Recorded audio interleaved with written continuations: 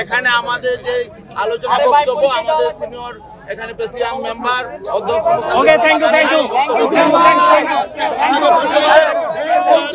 সুন্দর পরিবেশে একেবারে সমস্ত বাংলাদেশের রাজনৈতিক দলগুলো এবং আমাদের প্রধান উপদেষ্টা মহোদয় এবং সহায়ক কমিশনার প্রধান তারা সবাই ছিলেন। আন্তরিক পরিবেশে সুন্দর আলোচনা হয়েছে, শুভেচ্ছা বিনিময় হয়েছে এবং আমাদের প্রধান উপদেষ্টা মহোদয় বলছেন যে এইটা হয়েছে আমাদের আজকের সৌজন্য এবং আমরা আগামীতে কি করব। এই প্রথম পর্বের আজকের সমাপ্তি, দ্বিতীয় পর্ব শুরু হলো, এটা আমাদের উপদেষ্টা মহোদয় স্পষ্ট বলছেন। সেহেতু আমরা কিভাবে আগাবো, আগানের দৃষ্টিকোণ সেটা তিনি বলছেন যে আমরা বলছি আমাদের দলের পক্ষ থেকে যে আমরা প্রথমে সংস্কার চাই।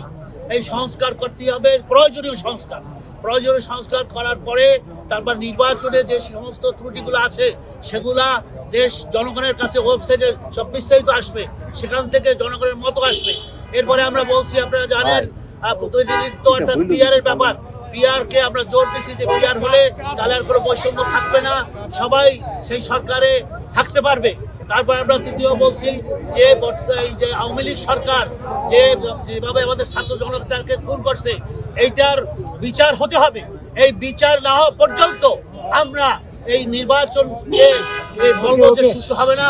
আমরা তারা এখন প্রত্যেকটা এই আওয়ামী লীগের তারা সমস্ত জায়গায় বসে আছে, তাদেরকে এমনকি প্রশাসনের পর্যন্ত তারা আছে, তাদেরকে দ্রুত অপসারণ করতে হবে।